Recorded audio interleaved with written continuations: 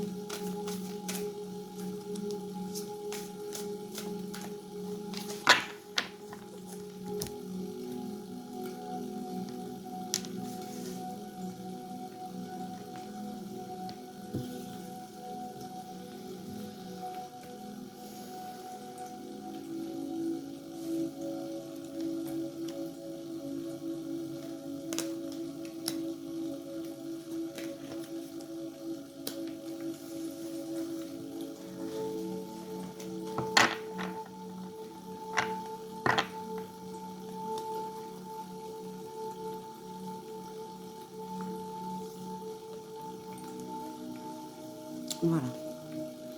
Donc là, ce qu'on me dit clairement, c'est qu'il y a un cruel manque de confiance en soi. Ce qui est l'apanage de tout le monde, en fait, parce que je crois qu'il n'y a pas grand monde qui a confiance en lui dans cette terre.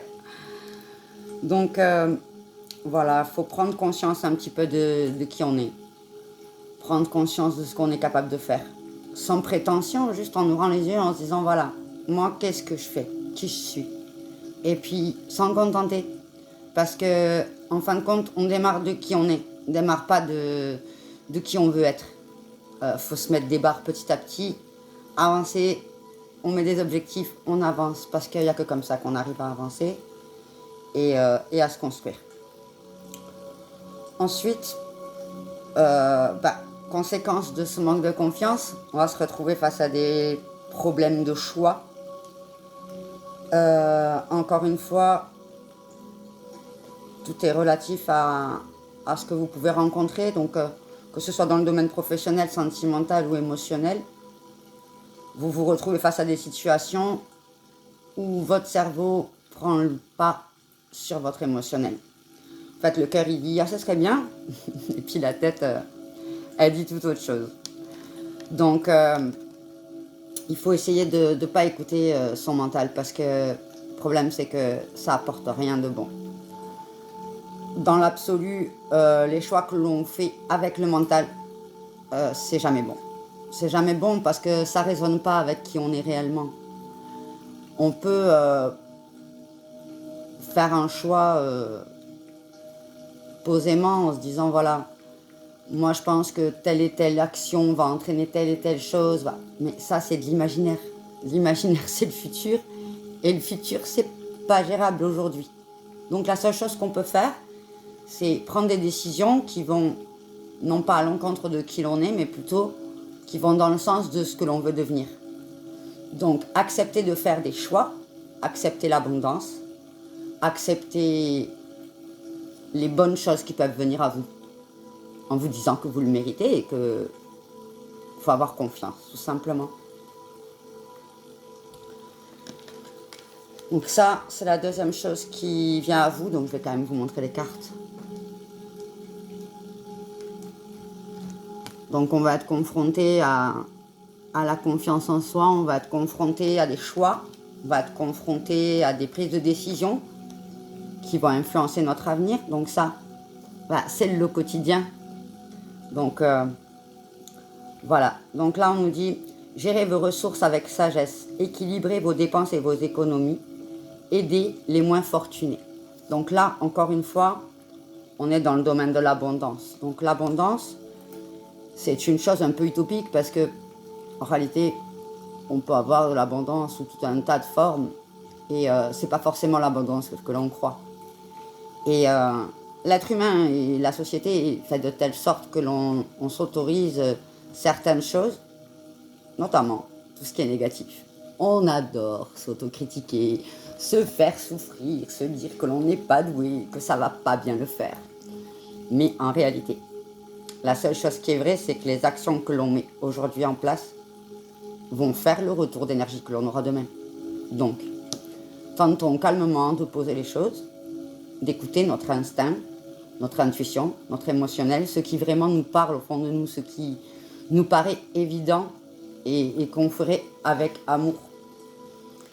Et l'argent, au niveau de l'abondance, fait partie de ces choses-là. Ce que l'on donne nous revient. Et ce juste retour des choses fait que ça crée un équilibre. Donc l'argent, comme tout le reste, donc là, il peut s'agir simplement de personnes que vous aidez, financièrement parlant, d'un projet qui est pour vous important et que vous devez mettre en place. Donc à ce moment-là, de l'argent à mettre de côté. Donc tout ça, ce sont des choses qu'il faut arriver également à équilibrer. Que ce soit tout ce qui sort ou tout ce qui rentre. Que ce soit de l'argent ou des émotions.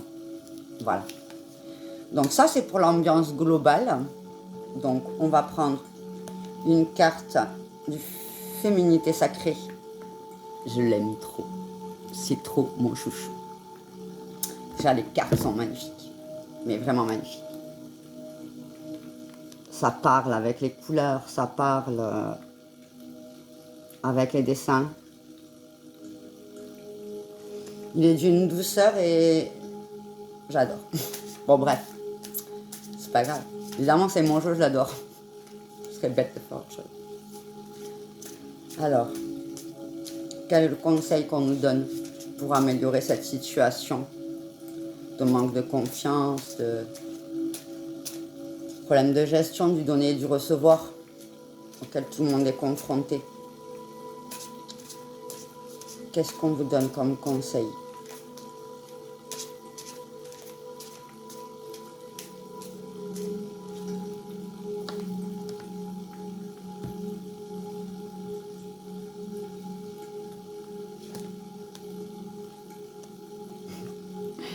La voie du milieu. En évitant d'œuvrer dans les extrêmes, vous ouvrez une porte vers l'équilibre. Donc là, je pense que vraiment le gros défi de la semaine, du mois, des jours à venir, de ce que vous traversez, là, on est clairement dans la recherche d'équilibre. La recherche d'équilibre, le chakra émotion, plexus solaire. Regardez cette carte, elle est magnifique. Donc voilà, là on est clairement dans trouver un équilibre. On ne peut pas être mauvais avec soi et on ne peut pas être que bon avec soi. Il faut arriver à trouver un juste équilibre entre la confiance que l'on a, la confiance que l'on donne, l'argent que l'on a, l'argent que l'on donne, les émotions que l'on a et les émotions que l'on donne. Car tout ce que l'on donne à l'univers, il nous le renvoie. Tout ce qu'on donne aux gens, il nous le renvoie. Quand on est en colère contre quelqu'un, il est en colère contre nous. On ne peut pas envoyer une émotion de colère sans la ressentir après derrière. Donc c'est, soit on n'a pas la même émotion, il y en a un qui va tirer l'autre, soit on va s'équilibrer. Et le but vraiment pour vous, c'est de trouver cet équilibre. Donc ça a l'air facile comme ça, je vous l'accorde. Mais en réalité, plein de choses rentrent en compte. Il y a ton état émotionnel, il y a les gens que tu as autour de toi. Tu ne peux pas trouver un équilibre si toi-même tu es entouré des mauvaises personnes. Moi, je vois là quelque chose vraiment de l'envol du cœur et des émotions. Il faut que tu sois vrai avec toi et vrai avec les autres. Voilà. Qu'importe ce qui va se passer autour de toi et ce qui va s'effondrer, parce que chaque changement amène forcément d'autres petits changements derrière. Changement de personne, changement d'environnement, changement intérieur qui va changer nos réactions, qui va donc changer nos rapports aux autres. Donc tout ça, c'est des petites choses avec des effets ricochets. Donc vraiment, là, on travaille sur ces émotions. On essaye de comprendre. Voilà, il s'agit de vivre quelque chose et puis de se recentrer sur soi, de se demander qu'est-ce que ça nous fait, comment on se sent avec ça, et d'essayer de trouver ce qui nous équilibre pour que nous-mêmes soyons bien. Donc là, le conseil, c'est de se recentrer sur son émotionnel. Parce que toute chose qui nous arrive nous renvoie à nous. Donc, qu'importe ce qu'on te fait, c'est quelque chose que tu dois comprendre. Donc, recentre-toi sur toi, dis-toi, voilà, moi, qu'est-ce que ça provoque en moi? Pourquoi ça me blesse? Et avance. Avance en te disant, voilà, ça me blesse parce que blessure quelconque. Ça me blesse parce que je me sens abandonnée, trahie, mal aimée, pas reconnue. Alors, pose-toi la question, toi, pourquoi tu te sens mal aimée, pas reconnue? Est-ce que toi-même, tu t'apportes ce que tu vois qu'on ne t'apporte pas? Car bien souvent, les gens ne te donnent que ce que toi-même tu t'autorises. Si tu ne t'aimes pas, les gens ne t'aimeront pas pour qui tu es. Ils se serviront de toi, ils utiliseront tes qualités, tes défauts. Donc, recentre-toi sur ton émotionnel. C'est pour moi le plus important. Et là, c'est clairement ce que les cartes te disent. Donc, ça, c'était le petit conseil. Donc, maintenant, quelle est ta qualité que tu peux utiliser, toi, pour améliorer la situation? Alors, la qualité qui est en toi pour améliorer, c'est les fourberies de l'ego. Alors, j'aime beaucoup cette carte. Je vous la montre. Voilà. Alors, la fourberie de l'ego. De quoi vous protégez-vous? Suivez les conseils de votre cœur. Donc, on en revient à ce que je disais tout à l'heure. En fait, ta qualité principale, dans ce cas-là, ça a été de te protéger. En fait, tu as mis en place des choses pour te protéger. Tout le monde est confronté à des problématiques de vie qui font qu'on est face à quelque chose qu'on ne maîtrise pas. Qu'est-ce qu'on fait? On se protège. On se protège en ayant une carapace d'humour, un physique attrayant, mettant en avant une couleur ou un caractère que l'on estime que les autres apprécient. Ça, c'est des choses que l'on met en place pour se faire aimer, avancer. Lorsqu'on est face à quelque chose de négatif, on va nous-mêmes se protéger. Exemple, on me fait du mal. Bon, on va prendre l'exemple typique, je suis une fille. Le mec arrive, il te dit des choses qui sont négatives sur toi, il est mauvais avec toi, et il te traite mal. Pas violent, mais mauvais. Donc, là, deux choses. On va se retrouver face à une situation où on n'est pas aimé, pas comprise, rejeté, ou abandonné, ou trahi. Toutes ces peines-là font que lorsqu'on finit la relation avec cette personne qui a été toxique, on va dire une chose très simple. Ah ben écoute, tu m'as fait mal, garçon, personne ne me fera mal. Donc, système de protection. Alors parfois on se ferme à l'amour. Parfois on sort avec des gens qui n'ont rien à voir avec nous parce que c'est plus facile. Et on se trompe bien souvent. Aujourd'hui, on te dit que c'est une qualité que tu as de te protéger. Ça a été très positif pour toi. Aujourd'hui, il faut enlever le masque. Il faut enlever ce que tu as mis en avant pour te protéger. Ce masque que tu portes, cette chose qui fait que les gens croient que tu es de telle ou telle façon alors que toi-même, tu n'es pas de cette façon-là. Les gens donnent parfois une image de très sûr d'eux, très, très ancrés, très posés. Ils en imposent, ils s'affirment. Ces gens-là, on les admire. Ces gens qui s'affirment, en fait, peut-être au fond d'eux, ne sont pas du tout des gens qui s'affirment. Ce sont des gens qui n'ont pas confiance en eux. Et qui ont trouvé cette solution par l'ego, de dire voilà, je fais ça, et puis ça ne te va pas, tant pis pour toi en fait. T'es pas content, c'est pareil. Et moi je suis fort, et moi je suis là, et moi je vais démonter tout le monde. T'es content, t'es pas content, pas de problème. Ça, c'est quelque chose que l'on peut admirer chez l'autre, mais en réalité au fond de lui, il est en désaccord avec ce qu'il est. Donc, il faut que toi, tu te mettes en introspection pour te poser la question. Qu'est-ce qui fait de toi une personne simple? Qu'est-ce qui fait de toi la personne que tu es? et mettre en avant ça. Tu es quelqu'un de créatif? Très bien, crée. Quand tu te définis, tu es quelqu'un de drôle? Ben, sois drôle. Tu es quelqu'un de joyeux? Sois joyeux. Si tu es quelqu'un de doux, n'aie pas peur que quelqu'un te fasse du mal, sois doux. Et doux avec toi, doux avec les autres. Donc la fourberie de l'ego, c'est essayer de voir au fond de toi, derrière quoi tu te caches, de l'enlever. Parce que dans la vie, je pense, il y a pire que de ne pas être aimé pour ce qu'on est. Le pire pour moi, c'est d'être aimé pour ce qu'on n'est pas. Lorsque tu te caches du monde, le monde ne veut pas de toi. Parce que tu n'es pas qui tu es. Si tu es qui tu es, tu mets en place des actes qui te ressemblent, qui fonctionnent avec toi. L'énergie que tu vas mettre à faire les choses, ça va être positif pour toi et ça va te rapporter du positif.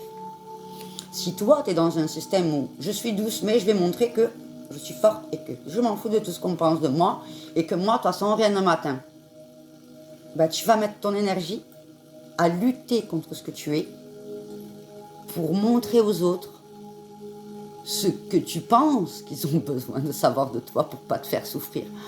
Mon Dieu, quelle tristesse. Donc voilà, ça c'est le petit conseil. Ensuite, on va prendre une carte ici et on va terminer. Oh, bah alors là, ça là, c'est parti. Hein. Aujourd'hui, on te demande de prendre conscience que tu es une personne impressionnante. Voilà, la confiance. Tu as dépassé des situations et réalisé des choses alors que les autres pensaient cela impossible. Tu as en toi une très grande capacité de résilience et lorsque tu décides quelque chose, cela se concrétise. Crois en toi, tu es capable du meilleur. Donc voilà, encore une fois, mets ton énergie à créer des qualités ou des défauts ou des protections dont tu n'as pas besoin n'est pas une bonne chose. Donc, prends conscience de ce par quoi tu es passé. On passe tous par des cas. C'est pas la grosseur de la problématique qu'on a confrontée, c'est la façon dont on a eu de vivre les événements, la chose qu'on a mis en place dans notre intériorité pour s'en protéger de ces agressions extérieures et ce qu'on en a fait. Donc, aujourd'hui, on te demande de prendre conscience de ça, prendre conscience de ce que tu crées, de qui tu es et de ce que tu fais. Personne n'est parfait, mais une chose qui est sûre, c'est que la personne que tu es, toi, personne ne l'est. Tu es incomparable parce que tu es unique. Et cette unicité, elle fait peur parce qu'on a besoin d'appartenir à un groupe. Mais en réalité, c'est la vraie liberté de piocher dans chaque groupe ce qui nous ressemble le plus pour être au plus près de ce que l'on est et de ce que l'on a envie d'être. Donc on va prendre une dernière carte de l'oracle des amoureux. Parce qu'il y a l'amour des autres, mais il y a l'amour de soi. Et je pense que quand on manque de confiance, c'est qu'on manque pas mal d'amour de soi. Ah, hop. Votre passion s'enflamme. Ah, peut-être une rencontre, flamme jumelle. Alors ça, ce serait une bonne chose. Parce que l'amour donne des ailes. Et quelqu'un qui nous aime pour ce que l'on est, c'est très très gratifiant. Mais pour trouver sa flamme jumelle, il s'agirait d'être soi-même en paix avec son âme et ce que l'on est. Parce que l'on attire ce que l'on vibre et lorsque l'on vibre quelque chose qui n'est pas nous, on va attirer quelque chose qui n'est pas nous. Et ça, c'est dangereux. J'en sais quelque chose. Donc, on va prendre une carte pour vous-même. Voilà. Qu'est-ce qui peut vous aider? Quel est le petit conseil pour que vous vous sentiez, vous, en accord avec votre être que vous repreniez confiance et amour pour vous. Parce que je pense qu'au-delà de l'amour que les autres nous donnent, il y a celui qu'on se donne soi. Et ça, c'est pas le plus simple. Hop! Magnifique carte.